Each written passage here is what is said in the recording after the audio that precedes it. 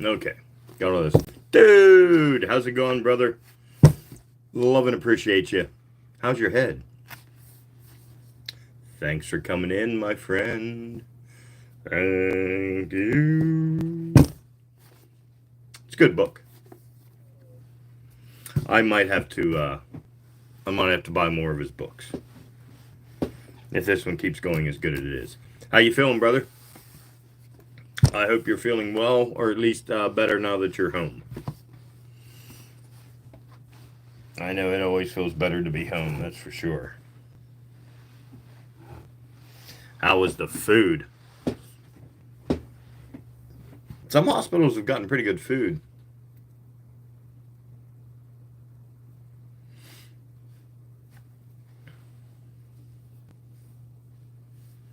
Forgetful yet? Oh, that's all right, man. It'll all it'll all come back. Takes a little bit for the adjustment. You fried a few circuits, so gotta wait till it brings those I'm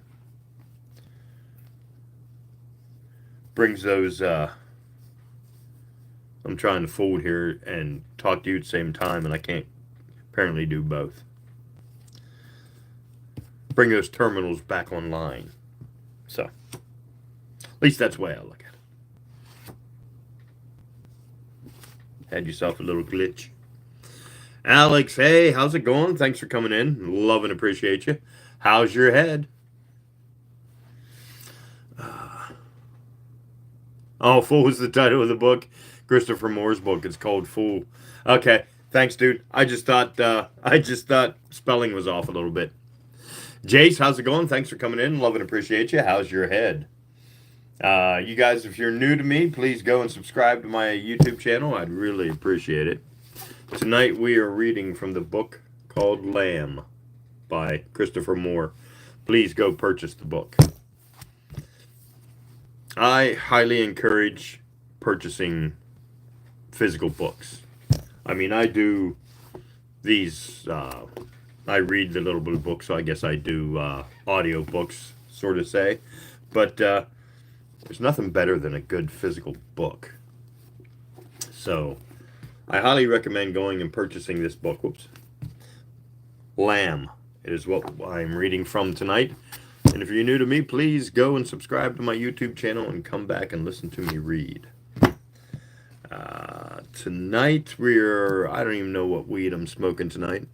I've taken it out of its packaging and thrown the packaging away. I just know it's good shit.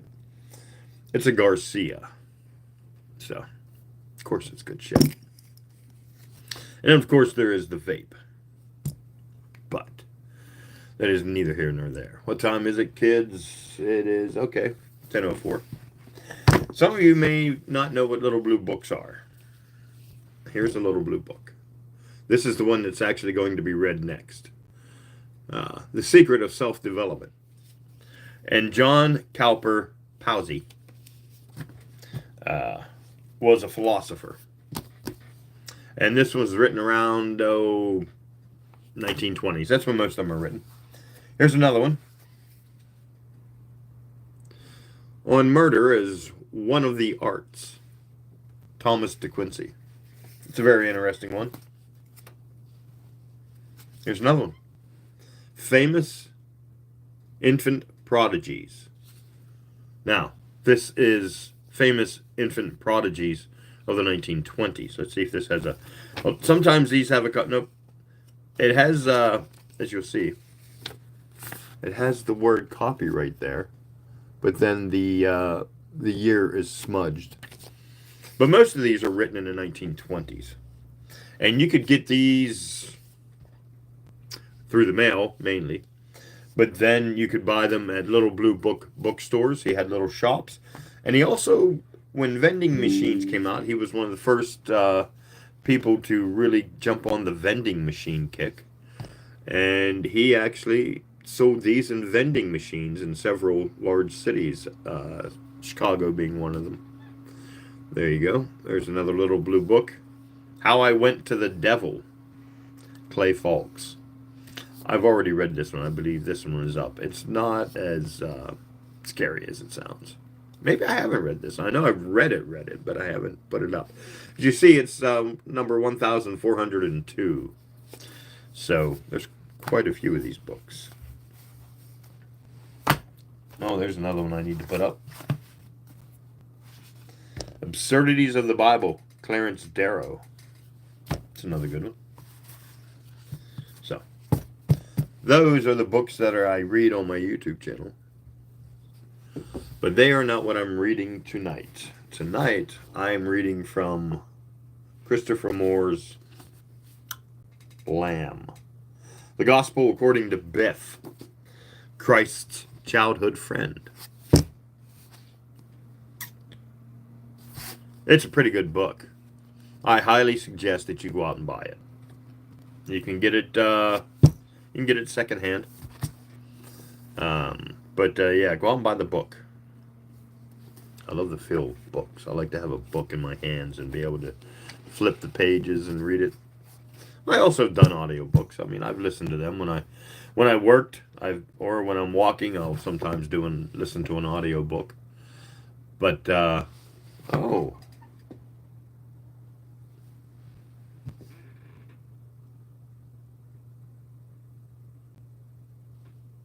Okay, Snow, I got your other message.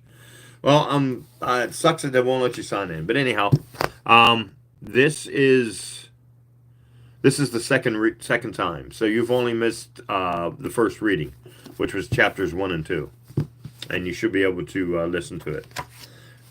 So we're starting off on chapter 2 tonight.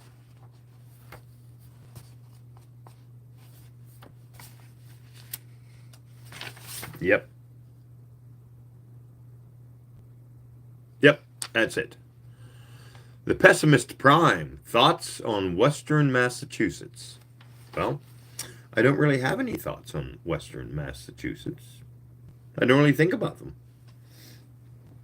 What we're thinking about tonight, the Pessimist Prime, I appreciate the question, is we're thinking about Christopher Moore's book, Lamb. The Gospel According to Biff, Christ's childhood friend. Please go buy the book. Also, please go subscribe to my YouTube channel. If you're new to me, please subscribe. Massholes. Also by Full by Christopher Moore. Okay, cool, dude. I will, there's quite a few he's done. I think there's a listing in here somewhere. Oh, yes. The author of Fluke, Lamb, Practical Demon Keeping, Coyote Blue, Blood-Sucking Fiends, Island of the Sequined Love Nun. That sounds interesting. And The Lust Lizard of Melancholy Cove. Who doesn't like a good lust lizard? But I will get also the ones you are referring to, my dear friend. Alrighty.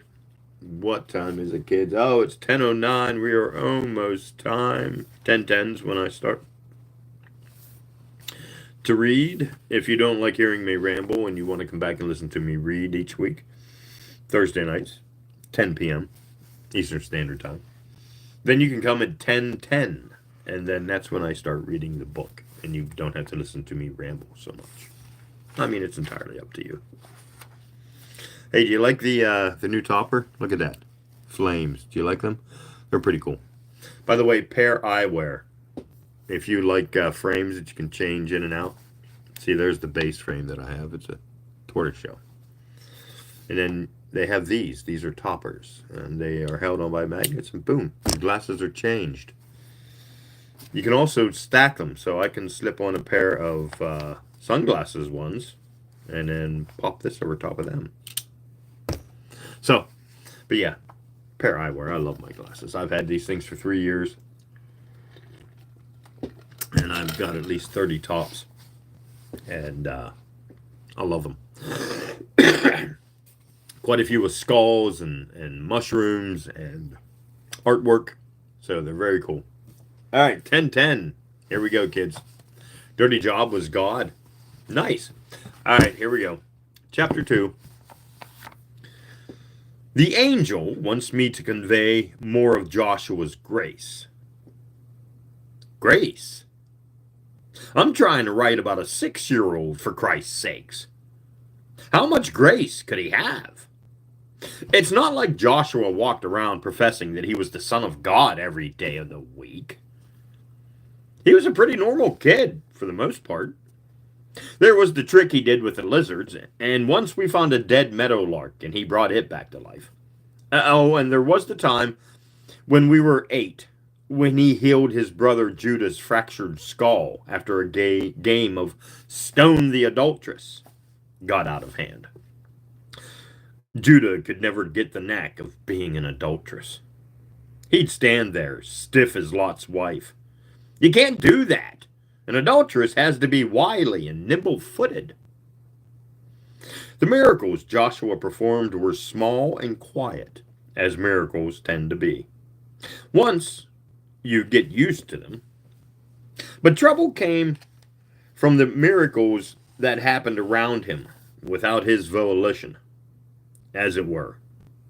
Bread and serpents come to mind.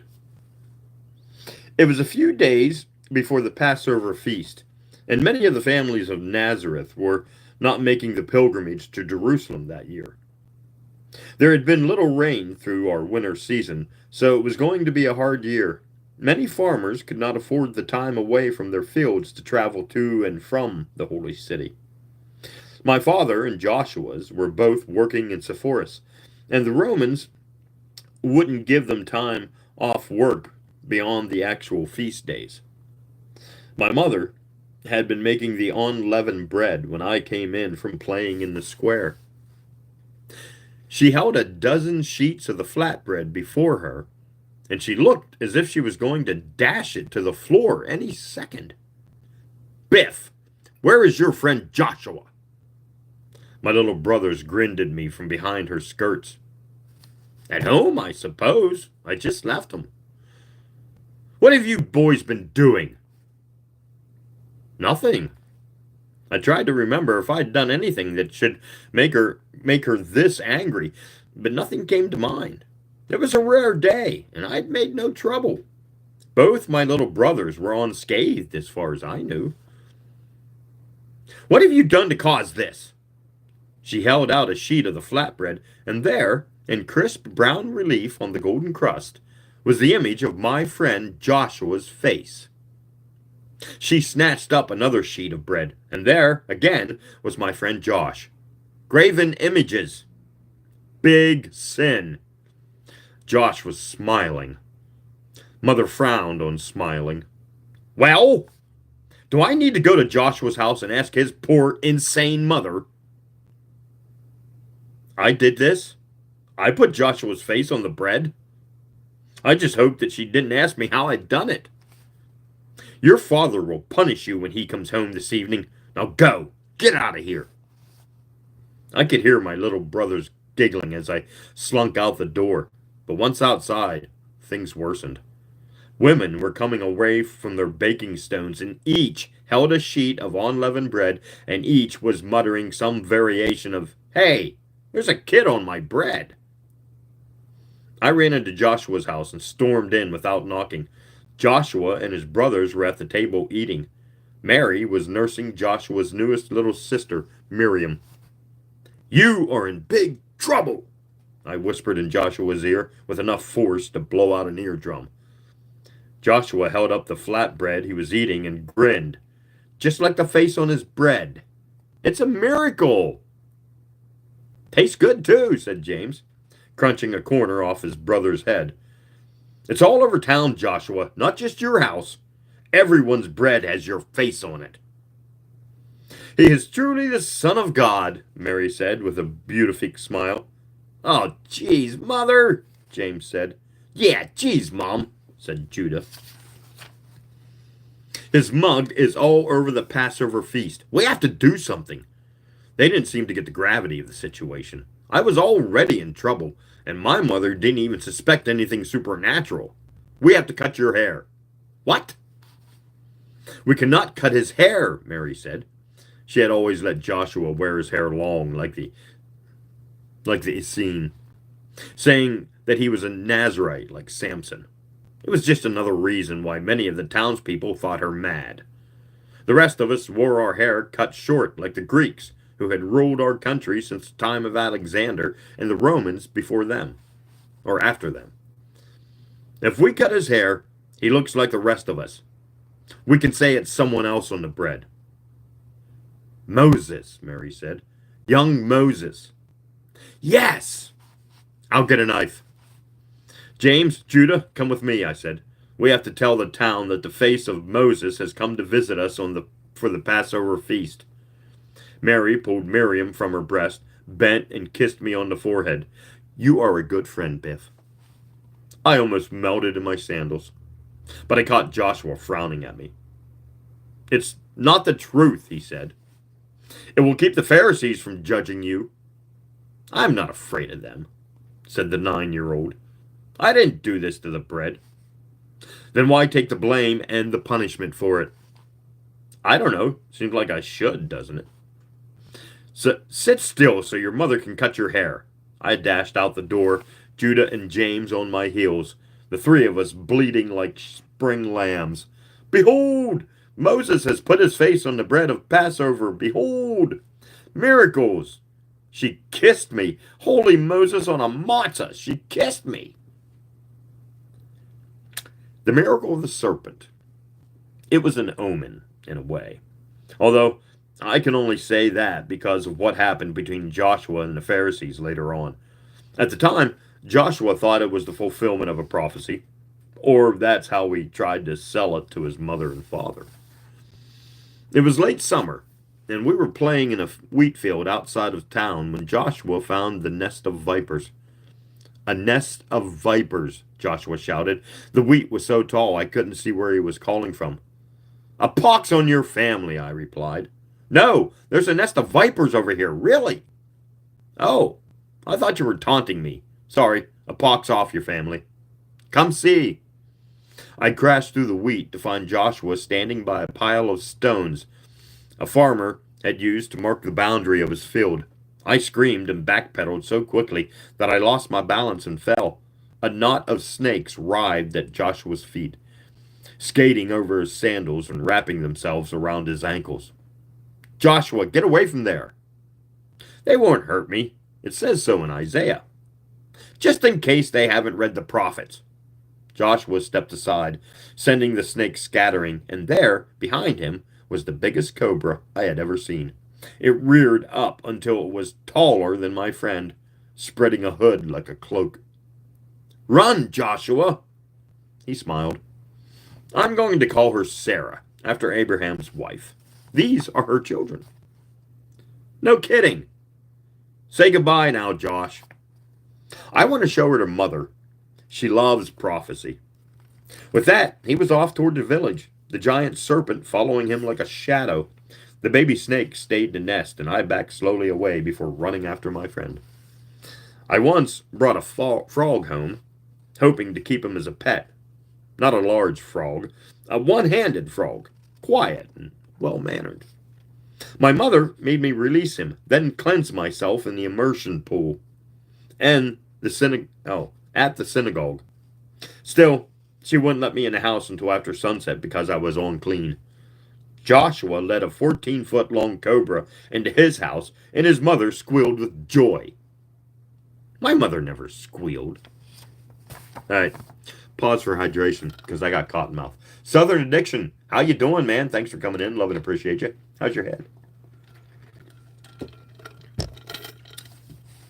All right, here we go. Mary slung the baby to her hip, kneeled in front of her son, and quoted Isaiah.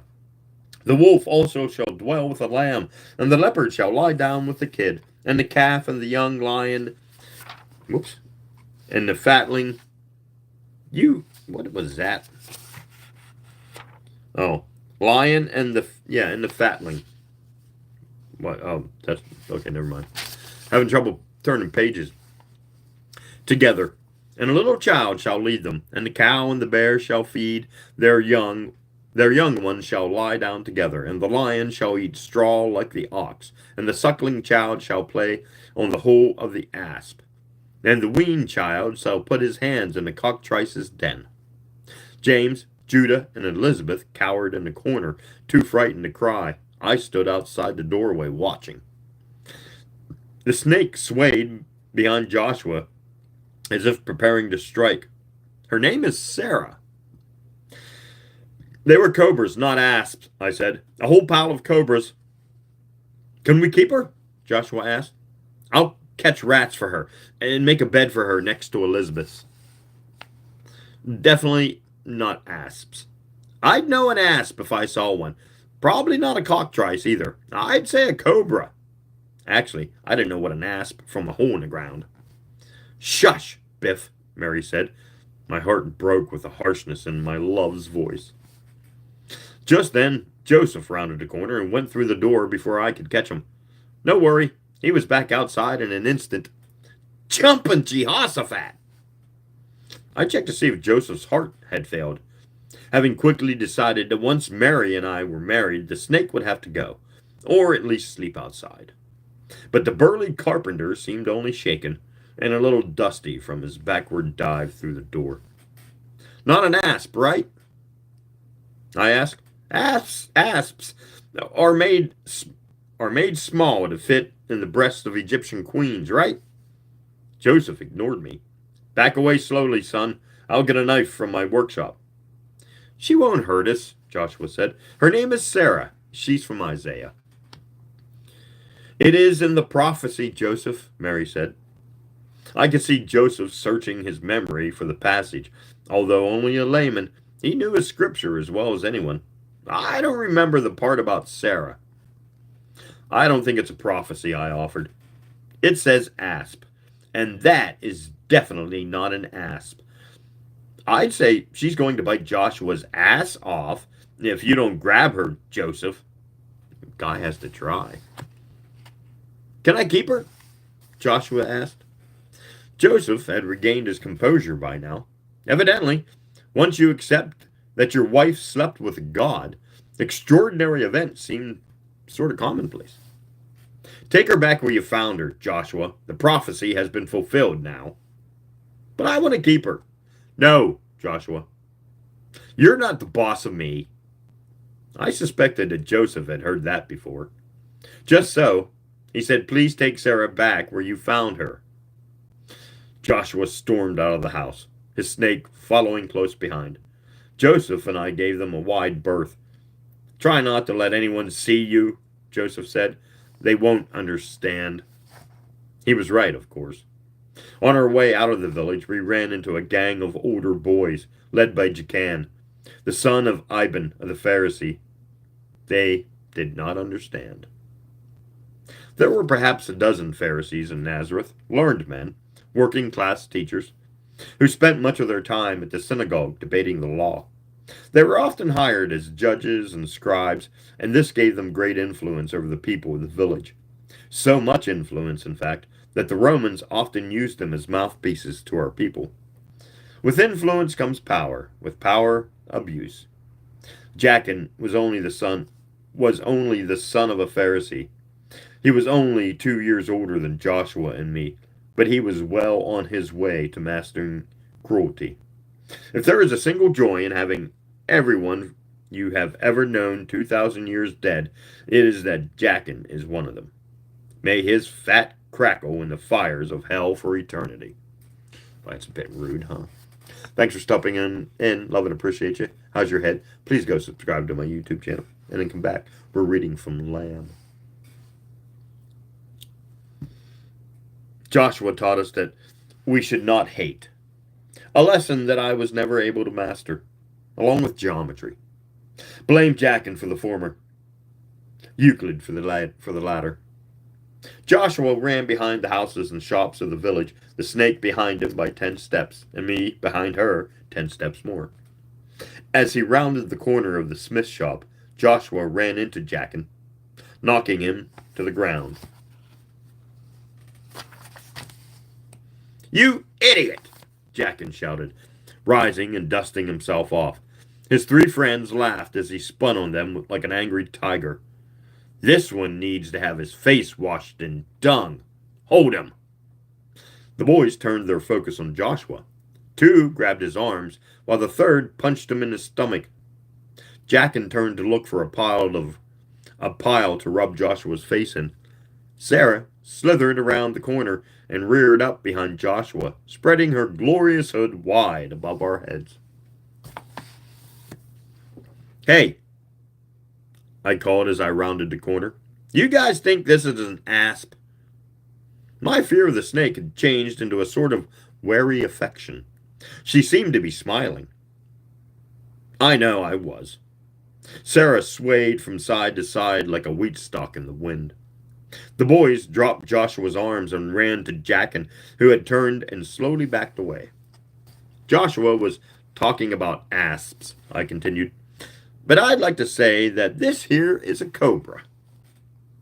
Joshua was bent over, still trying to catch his breath, but he looked back at me and grinned.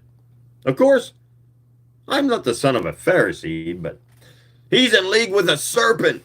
Jackin screamed. "He consorts with demons!" "Demons!" the other boys shouted, trying to crowd behind their fat friend.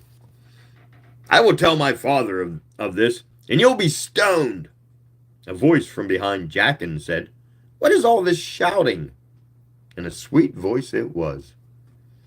She came out of the house by the smith shop. Her skin shone like copper, and she had the light blue eyes of the northern desert people.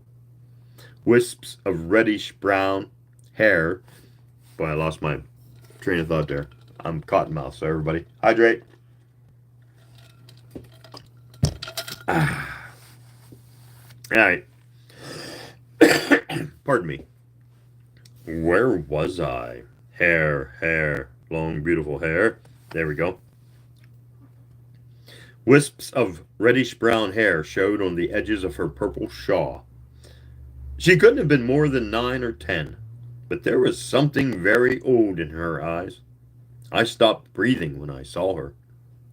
Jackin puffed up like a toad. "Stay back! These two are consorting with a demon. I will tell the elders, and they will be judged." He spit at his feet. Or she spit at his feet. I had never seen a girl spit before. It was charming. "It looks like a cobra to me." "See there? I told you." She walked up to Sarah as if she were approaching a fig tree, looking for fruit, not a hint of fear, only interest. "You think this is a demon?" she said, without looking back at Jackin. "Won't you be embarrassed when the elders find that you mistook a common snake in the field for a demon?" "It is a demon." The girl reached her hand up, and the snake made as if to strike, then lowered its head until its forked tongue was brushing the girl's fingers. "This is definitely a cobra, little boy. And these two were probably leading it back to the fields where it would help the farmers by eating rats." "Yep, that's what we were doing," I said. "Absolutely," Joshua said. The girl turned to Jackin and his friends. "A demon?" Jackin stomped like an angry donkey. "You are in league with them." "Don't be silly. My family has only just arrived from Magdala. I've never seen these two before, but it's obvious what they were doing. We do it all the time in Magdala, but then this is a backwater village." "We do it here too," Jackin said. Well, these two make trouble." "Trouble," his friends said. "Why don't we let them get on with what they were doing?" Jackin, his eyes bouncing from the girl to the snake to the girl again, began to lead his friends away. "I will deal with you two another time." As soon as they were around the corner, the girl jumped back from the snake and ran toward the door of her house. "Wait," Joshua called. "I have to go." "What is your name?" "I'm Mary of Magdala." "Daughter of Isaac," she said. "Call me Maggie." "Come with us, Maggie." "I can't. I have to go." "Why?" "Because I peed myself." She disappeared through the door. Miracles. Once we were back in the wheat field, Sarah headed for her den. We watched from a distance as she slid down the hole. "Josh, how did you do that?" "I have no idea." Is this kind of thing going to going to keep happening? Probably. Southern Edition, thanks for coming in. Love and appreciate you. How's your head, man? Please go and subscribe to my YouTube channel. That would be greatly appreciated. We're going to get into a lot of trouble, aren't we? What am I, a prophet? I ask you first. Joshua stared into the sky like a man in a trance. Did you see her? She's afraid of nothing. She's a giant snake. What's to be afraid of? Joshua frowned. Don't pretend to be simple, Biff. We were saved by a serpent and a girl. I don't know what to think about that. Why think about it at all? It just happened. Nothing happens but by God's will, Joshua said. It doesn't fit with the testament of Moses. Maybe it's a New Testament, I said. You aren't pretending, are you? Joshua said. You really are simple. I think she likes you better than she likes me, I said. The snake? Right. I'm the simple one. Pause for hydration. Cottonmouth is an evil thing. All right. I don't know if now, having lived and died the life of a man, I can write about little boy love. But remembering it now, it seems the clearest pain I've known. Love without desire or conditions or limits. A pure and radiant glow in the heart that could make me giddy and sad and glorious all at once. Where does it go? Why, in all their experiments, did the Magi never try to capture the purity in a bottle? Perhaps they couldn't. Perhaps it is lost to us when we become sexual creatures and no magic can bring it back. Perhaps I only remember it because I spent so long trying to understand the love that Joshua felt for everyone. In the East, they taught us that all suffering comes from desire, and that rough beast would stalk me through my life. But on that afternoon, and for a time after, I touched grace. At night, I would lie awake, listening to my brothers breathing against the silence of the house. And in my mind's eye, I could see her eyes, like blue fire in the dark. Exquisite torture. I wonder now if Joshua didn't make her whole life like that. Maggie. She was the strongest of us all. After the miracle with the serpent, Joshua and I made up excuses to pass by the smith's shop, where we might run into Maggie. Every morning we would rise early and go to Joseph, volunteering to run to the smith for some nails or the repair of a tool. Poor Joseph took this as enthusiasm for carpentry. Would you boys like to come to Sepphoris with me tomorrow? Joseph asked us one day when we were badgering him about fetching nails.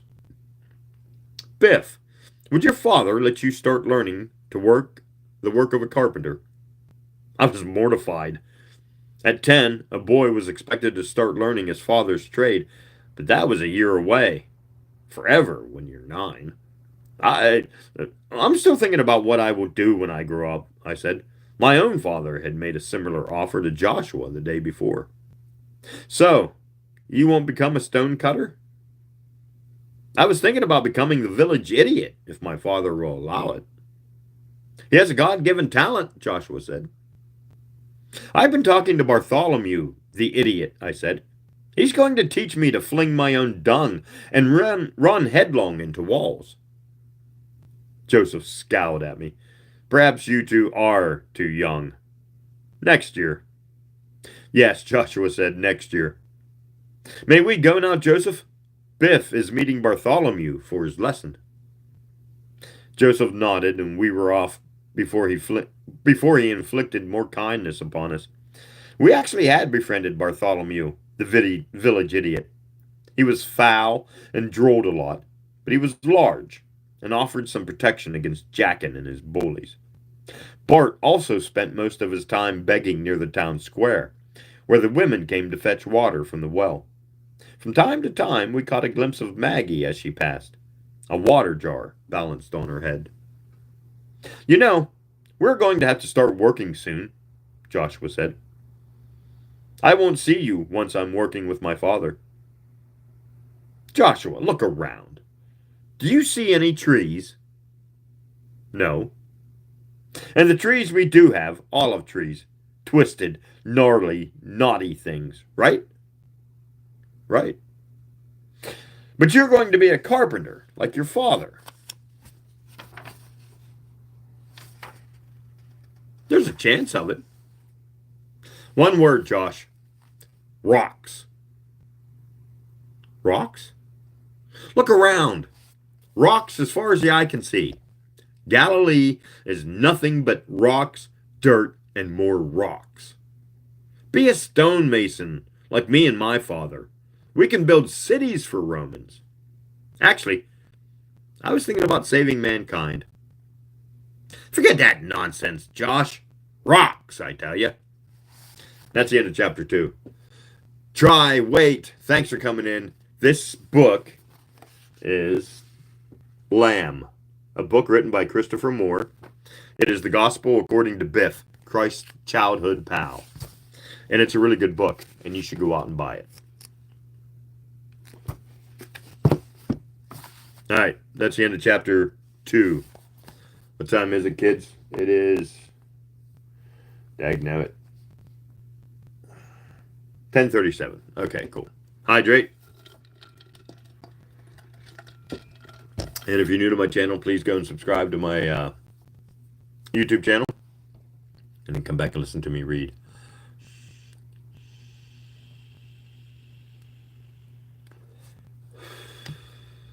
Good stuff. Now I'm going to cough from that for probably the next 15 minutes. Just warning you now. All right, chapter 3. The angel will tell me nothing of what happened to my friends, of the 12, of Maggie. All he'll say is that they are dead, and that I have to write my own version of the story. Oh, he'll tell me useless angel stories of how Gabriel disappeared once for 60 years, and they found him on earth hiding in the body of a man named Miles Davis. Or how Raphael snuck out of heaven to visit Satan and returned with something called a cell phone. Evidently, everyone has them in hell now. He watches the television, and when they show an earthquake or a tornado, he'll say, I destroyed a city with one of those once. Mine was better. I am awash in useless angel prattle. But about my own time, I know nothing but what I saw. And when the television makes mention of Joshua, calling him by his Greek name, Raziel changes the channel before I can learn anything. He never sleeps. He just watches me, watches the television, and eats. He never leaves the room. Today, while searching for extra towels, I opened one of the drawers, and there, beneath a plastic bag meant for laundry, I found a book. Holy Bible, it said on the cover.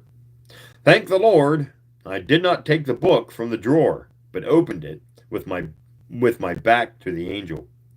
There are chapters there that were in no Bible I know. I saw the names of Matthew and John. I saw Romans and Galatians. This is a book of my time. What are you doing? The angel asked. I covered the Bible and closed the drawer. Looking for towels. I need to bathe. You bathed yesterday. Cleanliness is important to my people. I know that. What? You think I don't know that? You're not exactly the brightest halo in the bunch.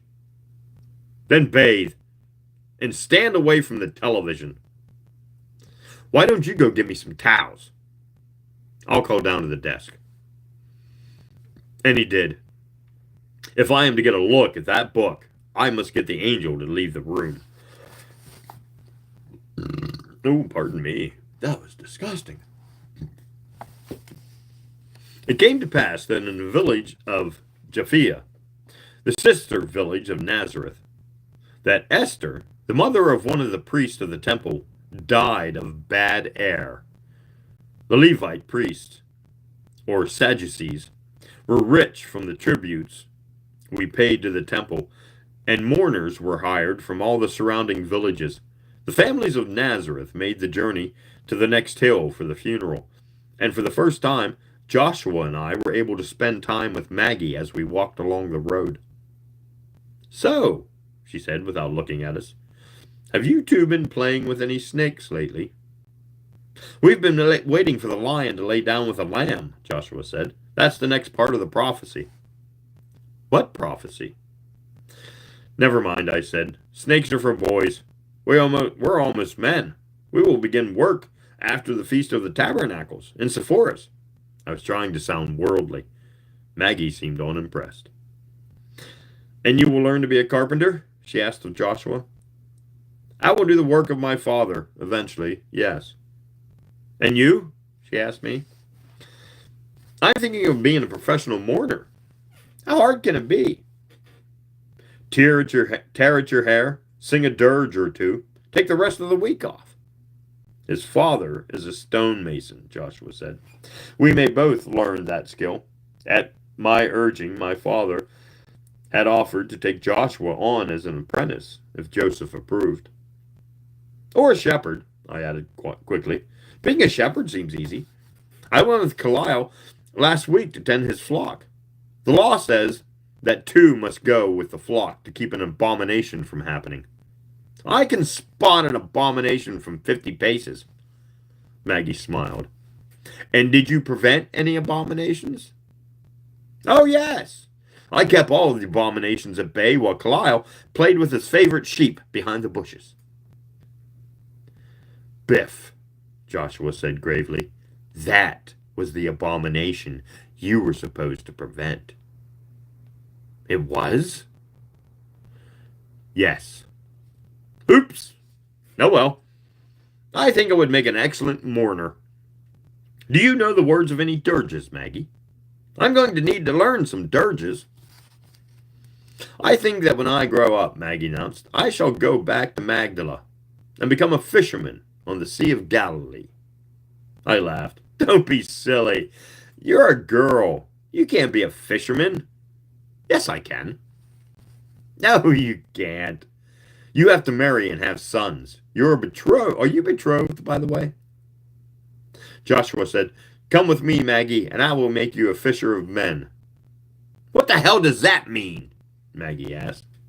I grabbed Joshua by the back of his robe and began to drag him away. "Don't pay attention to him. He's mad. He gets it from his mother." "Lovely woman, but a loony. Come now, Josh, let's sing a dirge." I began improvising what I thought was a good funeral song. "La la la la la. Oh, we are really, really sad that your mom is dead. Too bad. You're a Sadducee and don't believe in an afterlife. And your mom is going to be worm food. La la la. Makes you think that you might want to reconsider, huh? La la la la la la la la. Wacka wacka." It sounded great in Aramaic, really. "You two are silly. Gotta go. Mourning to do, you see." "A fisher of women." "A fisher of women," Josh said. "Fa la la la la. Don't feel bad. She was old and had no teeth left. Fa la la la la. Come on, people, you know the words."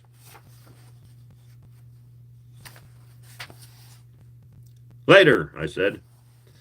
"Josh, you can't keep saying creepy things like that. Fisher of men. You want the Pharisees to stone you. Is that what you want?" "I'm only doing my father's work. Besides, Maggie is our friend. She wouldn't say anything." "You're going to scare her away." "No, I won't. She's going to be with us, Biff." "Are you going to marry her?" "I don't even know if I'm allowed to marry at all, Biff. Look."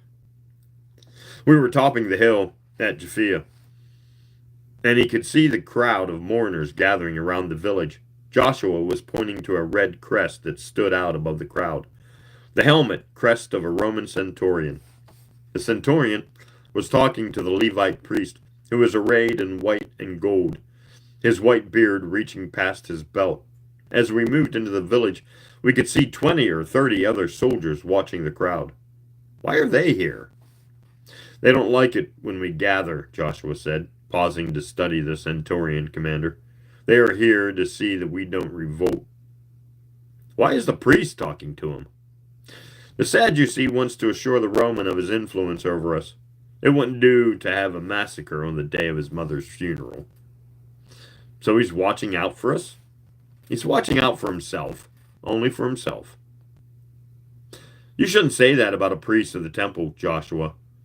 It was the first time I ever heard Joshua speak against the Sadducees, and it frightened me. Today, I think this priest will learn who the temple belongs to. I hate it when you talk like that, Josh. Maybe we should go home. Do you remember the dead meadowlark we found? I have a really bad feeling about this. Joshua grinned at me. I could see gold flecks shining in his eyes. Sing your dirge, Biff. I think Maggie was impressed by your singing. Really? You think so? Nope. There was a crowd of 500 outside the tomb. In the front, the men had draped stripped shawls over their heads and rocked as they prayed. The women were separated to the back, and except for the wailing of the hired mourners, it was as if they didn't exist. I tried to catch a glimpse of Maggie, but couldn't see her through the crowd. When I turned again, Joshua had wormed his way to the front of the men, where the Sadducee stood beside the corpse of his dead mother, reading from a scroll of the Torah. The women had wrapped the corpse in linen and anointed it with fragrant oils. I could smell sandalwood and jasmine amid the acrid sweat of the mourners, as I made my way to the front and stood by Joshua. He looked past the priest and was staring at the corpse, his eyes narrowed in concentration. He was trembling, as if taken by a chill wind. The priest finished his reading and began to sing, joined by the voices of hired singers who had made the journey all the way from the temple in Jerusalem. It's good to be rich, huh? I whispered to Joshua, elbowing him in the ribs. He ignored me and balled up his fist at his sides. A vein stood out on his forehead as he burned his gaze on the corpse. And she moved. Just a twitch at first. The jerk of her hand under the linen shroud. I think I was the only one who noticed. No, Joshua, don't, I said. I looked for the Romans, who were gathered in front of in groups of 5 at different points around the perimeter of the crowd, looking bored, their hands resting on the hefts of their short swords. The corpse twitched again and raised her arm. There was a gasp in the crowd, and a boy screamed. The men started backing away, and the women pushed forward to see what was happening. Joshua fell to his knees and pressed his fists to his temples. The priest sang on. The corpse sat up. The singers stopped, and finally the priest turned to look behind him at his dead mother, who had swung her legs off the slab and looked as if she was trying to stand. The priest stumbled back into the crowd, clawing at the air before his eyes, as if some vapor was causing this horrible vision. Joshua was rocking on his knees, tears streaming down his cheeks. The corpse stood, and still covered by the shroud, turned as if she was looking around. I could see that several of the Romans had drawn their swords. I looked around and found the commanding centurion standing on the back of a wagon, giving signals to his men to stay calm. When I looked back, I realized that Joshua and I had been deserted by the mourners, and we stood out in the empty space. Stop it now, Joshua, I whispered in his ear, as he continued to rock and concentrate on the corpse, who took her first step.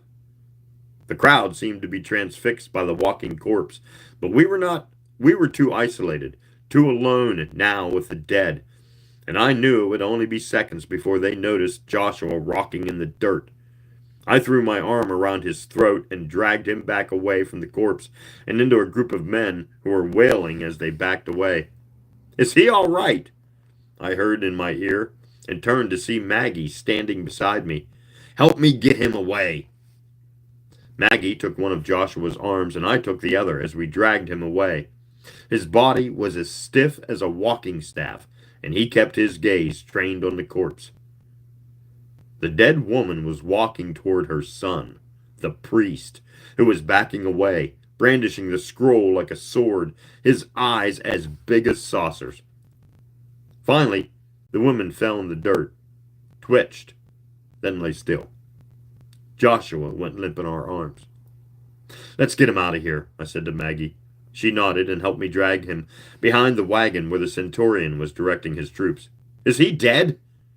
the centurion asked. Joshua was blinking as if he'd just been awakened from a deep sleep. "We're never sure, sir," I said. The centurion threw his head back and laughed. His scale armor rattled with the tossing of his shoulders. He was older than the other soldiers, gray-haired, but obviously lean and strong, and totally unconcerned with the histrionics of the crowd. "Good answer, boy. What is your name?" "Biff, sir. Levi Bar Alphaeus, who is called Biff, sir, of Nazareth." "Well, Biff, I am Gaius Justus Gallicus, under command of Sepphoris, and I think that you Jews should make sure your dead are dead before you bury them." "Yes, sir," I said. "You, girl, you're a pretty little thing. What is your name?" I could see that Maggie was shaken by the attention of the Roman. "I am Mary of Magdala, sir." She wiped at Joshua's brow with the edge of her shawl as she spoke. "You will break someone's heart some day, eh, little one?" Maggie didn't answer, but I must have shown some reaction to the question because Justius laughed again. "Or perhaps she already has, eh, Biff?" "It is our way, sir. That's why we Jews bury our women when they are still alive. It cuts down on the heartbreak." The Roman took off his helmet, ran his hand over his short hair, and flung sweat at me. "Go on, you two. Get your friend into the shade. It's too hot out here for a sick boy. Go on." Maggie and I helped Joshua to his feet and began to lead him away. But when we had gone only a few steps, Joshua stopped and looked back over his shoulder at the Roman. "Will you slay my people if we follow our God?" he shouted. I cuffed him on the back of the head. "Joshua, are you insane?" Justius narrowed his gaze at Joshua, and the smile went out of his eyes. "Whatever they tell you, boy. Rome has only 2 rules. Pay your taxes and don't rebel. Follow those, and you'll stay alive." Maggie yanked Joshua around and smiled back at the Roman. "Thank you, sir. We'll get him out of the sun." Then she turned back to Joshua. "Is there something you two would like to tell me?" "It's not me," I said. "It's him." The next day, we met the angel for the first time. Mary and Joseph said that Joshua had left the house at dawn, and they hadn't seen him since. I wandered around the village most of the morning, looking for Joshua and hoping to run into Maggie. The square was alive with talk of the walking dead woman, but neither of my friends was to be found. At noon, my mother recruited me to watch my little brothers while she went to work with the other women in the vineyard. She returned at dusk, smelling of sweat and sweet wine, her feet purple from walking in the winepress. Cut loose, I ran all over the hilltop, checking in our favorite places to play. And finally, okay, let me see. Yep, that's where we're stopping. Yep, that's where we're stopping. Stopping there. And finally, ba-bam. That's where we're going to stop. That's a good cliffhanger right there. So let me mark that. And that ends the reading for tonight. Dismantle this. Thanks for coming in. Love and appreciate you. How's your head? Please go and subscribe to my YouTube channel. Nope. Yep.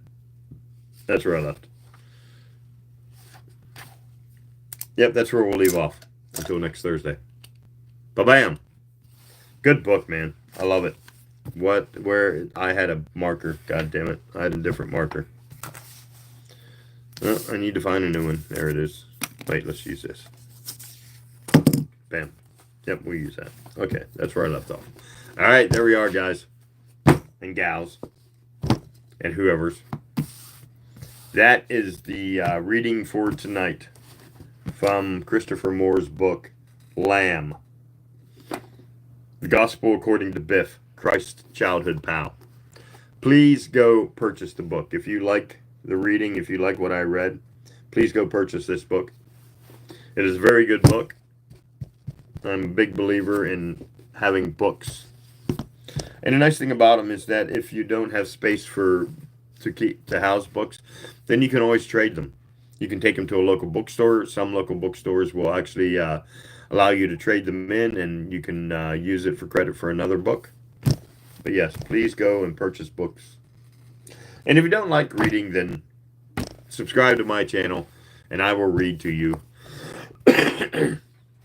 Yada, yada, yada. All right. I am done, folks. That is it for the night. And I am going to call it a night. And I will see you guys next Thursday. Same time, 10 p.m. Eastern Standard Time. We will again read for an hour from the Book of Lamb. All right. Thanks for listening, everybody. Peace out with sauerkraut.